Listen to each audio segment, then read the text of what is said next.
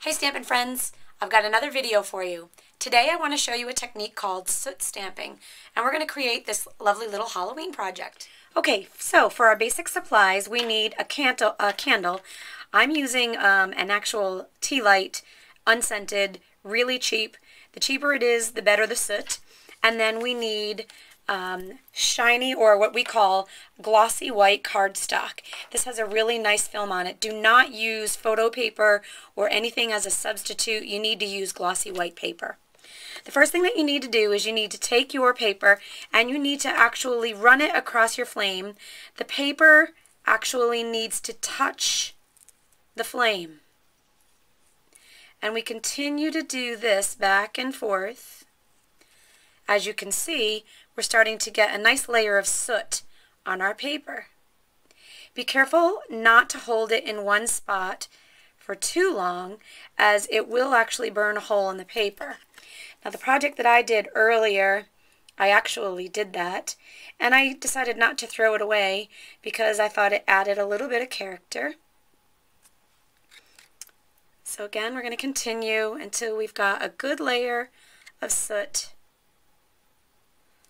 all over the whole piece of paper.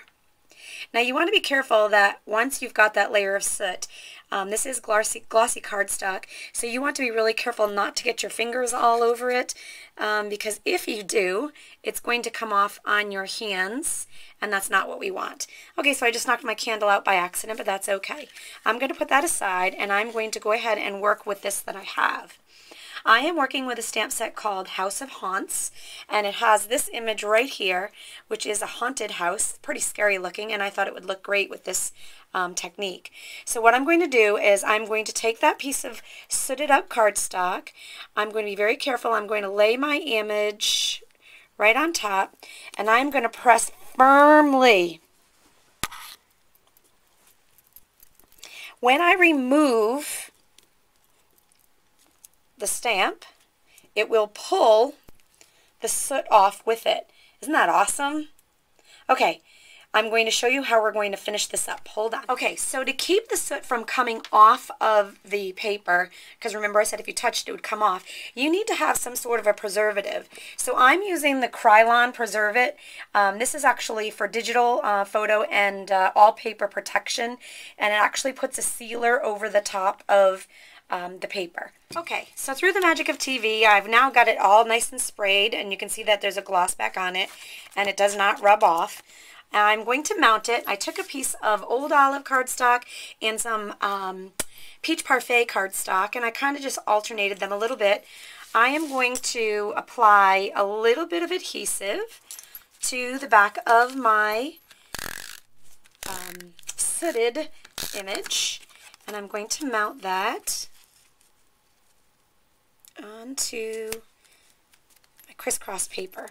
I'm also going to use 1/8 inch taffeta pumpkin pie colored taffeta ribbon, and I am going to tie it around, trying to tie in that whole Halloween color theme.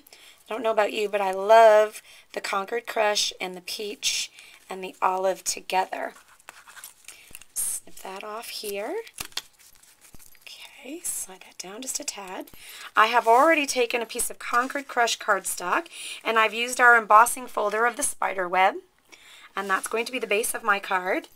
I'm going to go ahead and adhesive up the back of my image, and I'm going to stick that right in the center of my card, and voila, there you have it, soot stamping. Enjoy!